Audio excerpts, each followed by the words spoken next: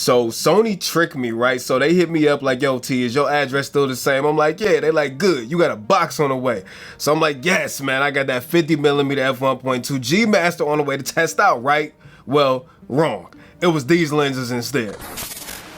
What up, y'all? Tight Shirt, Terry Warfield back in the building. Hope you're having a good day so far. If this is your first time here, yo, a fat welcome to you. And if you're part of the fam, you're part of the squad, drop a hashtag fam down below so that I know you came back. Hey, we just hit 18K on the channel, man. Thank y'all so much to each and every one of you. I love you. Come give me a hug. Welcome back. Listen, I'm not upset about not getting a 50mm f1.2 because these little G lenses that showed up, we're gonna call these just the gangsters. These ain't full-on gangster mode like the GM. We're gonna call these just gangsters, right? 3 of them arrived, and this is Sony's new trio of super small, full-frame G lenses for E-mount. Now, the prophecy has been fulfilled because remember when the A7C came out, Sony told us that there will be new full-frame small lenses coming out. Nobody thought about it, and then boom, out of nowhere, we got 3 gangster lenses right here. So we got a 24mm f2.8, a 40mm f2.5, and a 50mm f2.5, all super tiny. I wouldn't really classify them as pancakes because they're not really pancake lenses. I guess I should move my phone out the shot. However, they are super small G lenses, pretty fast apertures, weather sealed, y'all know the stuff that comes with G lenses. So before we get into the actual meat and potatoes of the lenses themselves, I just want to say this. I think these lenses create a very, very interesting value proposition in Sony's overall lineup, right? On APS-C, there wasn't a lot of like good quality G or GM lenses. Well, now you have them, right? And they're small, they're lightweight, designed to go on a 6000 series or A7C style body. Problem solved. To add on that, even if you do have a crop sensor camera, now you're thinking about upgrading, yo, you don't need to buy new lenses. And before you could do that also, but then you had to wrestle with bigger lenses on a APS-C body to get something that was quality, right? Well, problem solved. You also, if you have a full frame A7 or A9 or Alpha 1, right? These lenses are still small companions that can work beautifully on a full frame Sony, regular size body. If you have an A7C, you still got small lenses that you could take anywhere, and they're travel lenses with the G designation. How dope is that? Now, a few things I want to get into real quick. First of all, if you like this video, be sure to leave a thumbs up. I would really, really appreciate it. Y'all do not understand how important that freaking thumb is, and also now would be a good time to join the fam if you haven't done so already. Go ahead, drop a subscribe and turn on the notification bell so you get notified when new videos go up. I did not get a lot of time to test these lenses. Literally, I had about 5 days and only got to really use them like 2 of those days in limited spurts. So I'm sorry, I wish I had more footage for you, more pictures and stuff like that, but the reality is I don't deal with it. So now that we got that out the way, y'all ready? I'm ready. Let's do it. For all of you spec heads, let me take a second to put the price and the specs on the screen for each lens. Let me go ahead and do the 24. Are you ready? Now let me do the 40. You taking a long time. Now let me do the 50. Are you done? Okay, so as you see, these lenses are not cheap. Now, the good thing is all of these share a identical barrel construction. Now, they are G lenses. They are nice, compact, weather sealed. They feel great. Let me pick one up. They feel great. They look great. They have the declickable aperture rings, also a autofocus manual focus switch, and also a focus hold button on the side. And all of them share a 49mm filter thread. Now, one thing that you will notice is depending on which lens you get, they come with different style lens hoods. So the 24mm, this one is like a typical, like kind of like barrel. The other two are kind of weird. I never really seen a lens hood like this before, but hey, they screw on top of the lens and then the lens cap goes on top of them. But overall, very, very solidly built. These are super small, but they don't feel cheap, which was one of my concerns. I was thinking like, yo, if we get small lenses for the A7C lineup, they're gonna be cheap, they're gonna be plasticky. No, these feel every bit of a gangster lens, a G lens. They feel real, real good. Now that we got that out the way, let's talk about autofocus real quick. Now, these are very, very small lenses, so I would expect that the autofocus would be pretty fast on it because there's not a lot of glass to move on the inside, right? Well, our suspicions are correct. One thing I did notice in reading some reviews and watching reviews of the 50mm f1.2, is that there was a ton of focus breathing. I have not really seen any focus breathing whatsoever. Now, I've said this in previous videos, I'm not a snob when it comes to autofocus.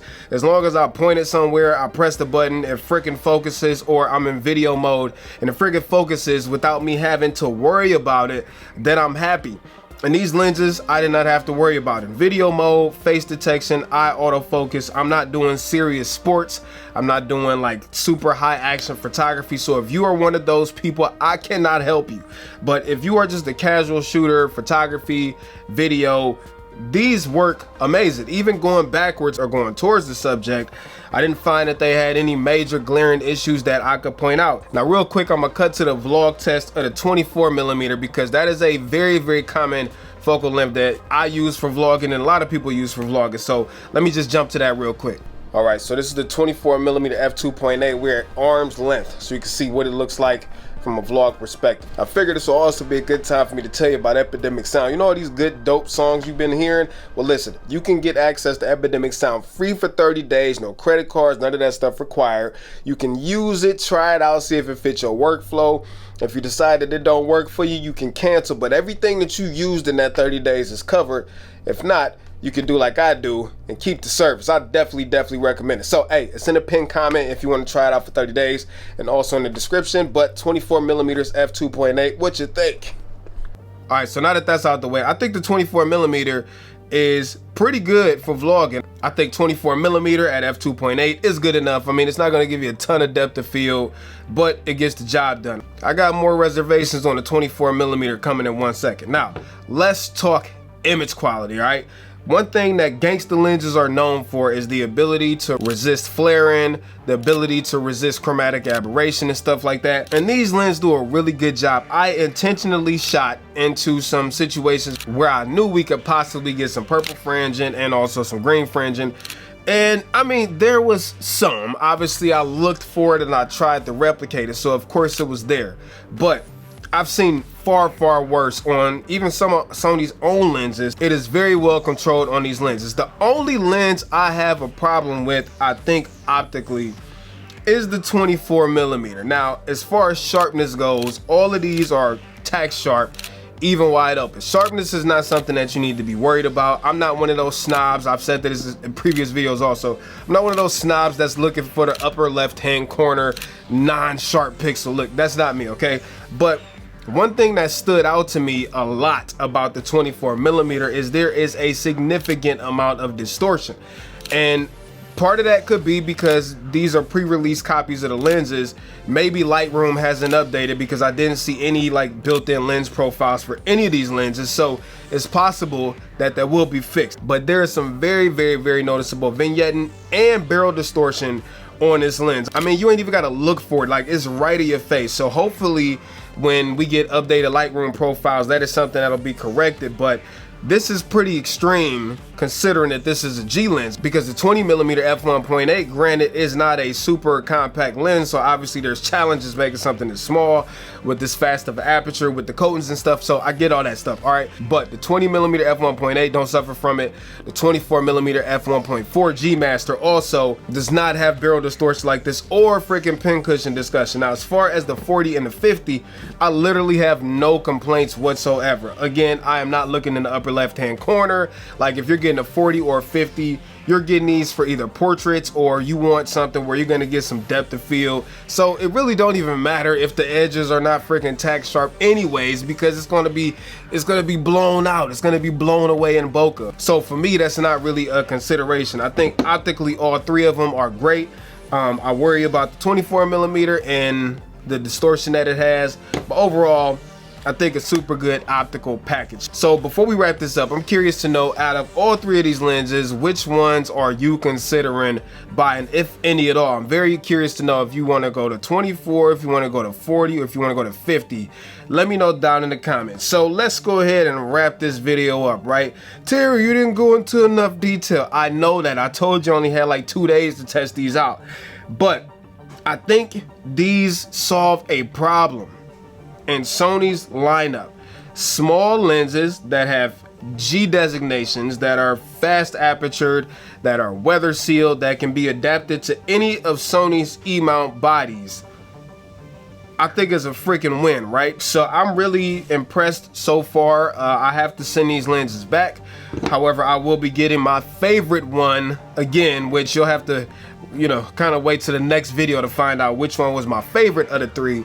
But I will be getting that one again to do some more testing with, because I do think I'm gonna end up picking one of these bad boys up. But anyways, I hope this video was at least some type of helpful for you. If not, I apologize, but I hope it was. Till next time, that is all I got for you. Piece of chicken grease. I'm out, Terry Warfield. Peace.